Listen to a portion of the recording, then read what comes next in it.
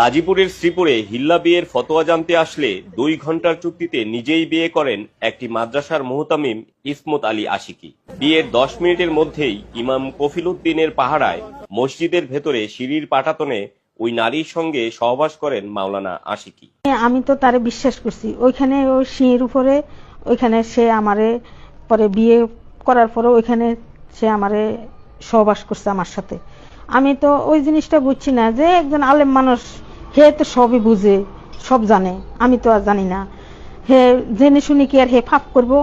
পরে আমি আশা করছি, আমি আমার স্বামীর লোক তকরাতকরি করছি, না এটা ঠিক হয়েছে। পরে আমি নিজে নিজে ভাবলাম, না এটা তো একজন আলেম মানুষ হলো, আল্লাহর ঘরের ভিতরে, সে মসজিদের ভিতরে সিঁড়ির ভরে এত বড় কাজ করাতে হে এটা ভুল হয়েছে। বিয়ের 1 ঘন্টার মধ্যেই সহবাসের পর তালাক প্রদান করেন তিনি।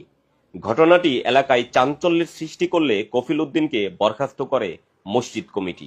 অভিযুক্ত ওই মুহতামিম ময়মনসিংহের ধোবাউড়া উপজেলার কামালপুর গ্রামের ইসমত আলী আশিকি এবং মসজিদের ভেতরে যৌন মিলনে সহায়তাকারী ইমামের নাম কফিল উদ্দিন। সে টেপিরবাড়ি পশ্চিমপাড়া গ্রামের আরফান আলী শাহী জামি মসজিদের ইমাম ও খতিব।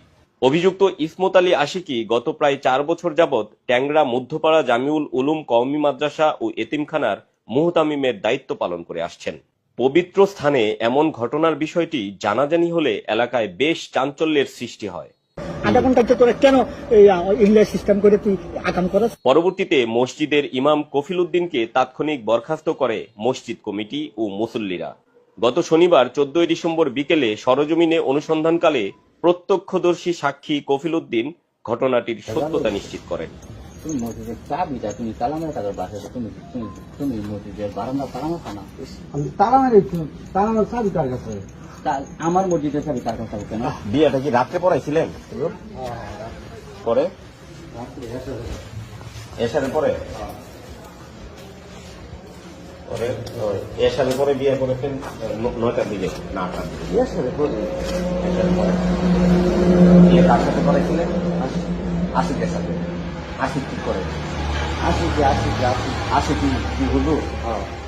উনি নিজেই বিয়ে করছে। পরে না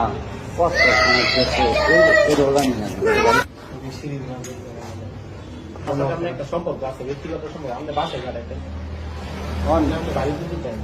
এটা ঠিক আছে। আমি যদি মহিলা আমার কথা কো তাহলে আমি